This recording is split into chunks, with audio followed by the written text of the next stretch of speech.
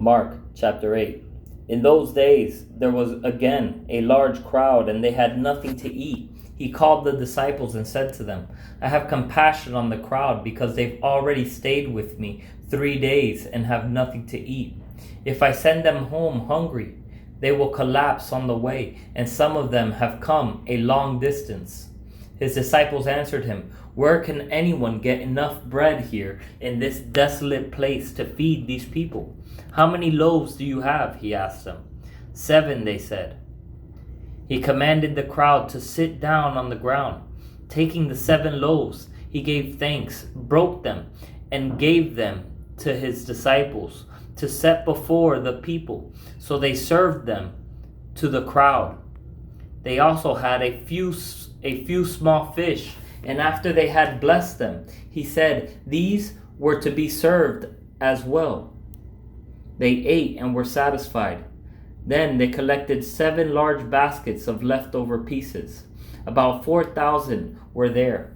He dismissed them, and he immediately got into the boat with his disciples and went to the district of Dalmanutha.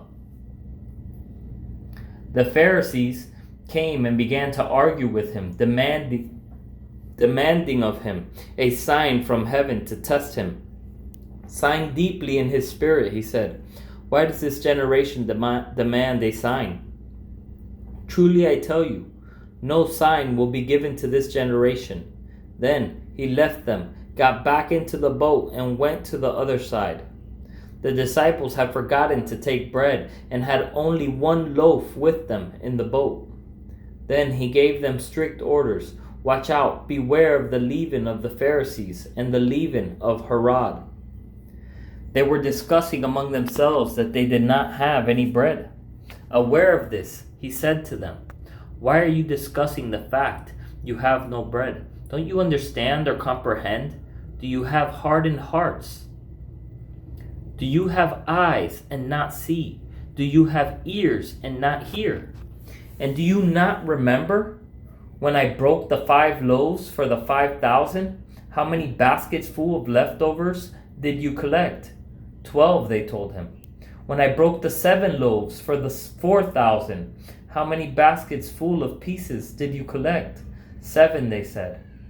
And he said to them, Don't you understand yet? They came to Bethsaida. They brought a blind man to him and begged him to touch him.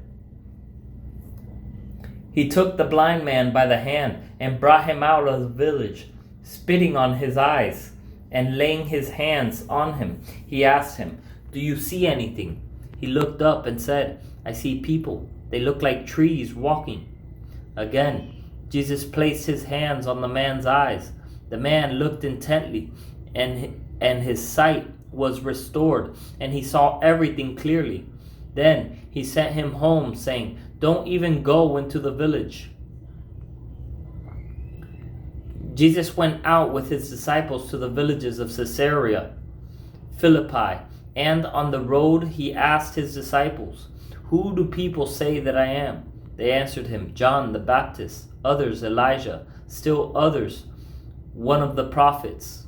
But you, he asked them, Who do you say that I am? Peter answered him, You are the Messiah. And he strictly warned them to tell no one about him. Then he began to teach them that it was necessary for the Son of Man to suffer many things and be rejected by the elders, chief priests, and scribes, be killed, and rise after 3 days. He spoke openly about this. Peter took him aside and began to rebuke him. But turning around and looking at his disciples, he rebuked Peter and said, Get behind me, Satan. You are not thinking about God's concerns, but human concerns. Calling the crowd along with his disciples, he said to them, If anyone wants to follow after me, let him deny himself, take up his cross, and follow me. For whoever wants to save his life will lose it, but whoever loses his life because of me and the gospel will save it. For what does it benefit someone to gain the whole world and yet lose his life? What can anyone give in exchange for his life? For whoever is ashamed of me and my words in this adulterous and sinful generation, the Son of Man will also be ashamed of him when he comes in the glory of his Father with the holy angels."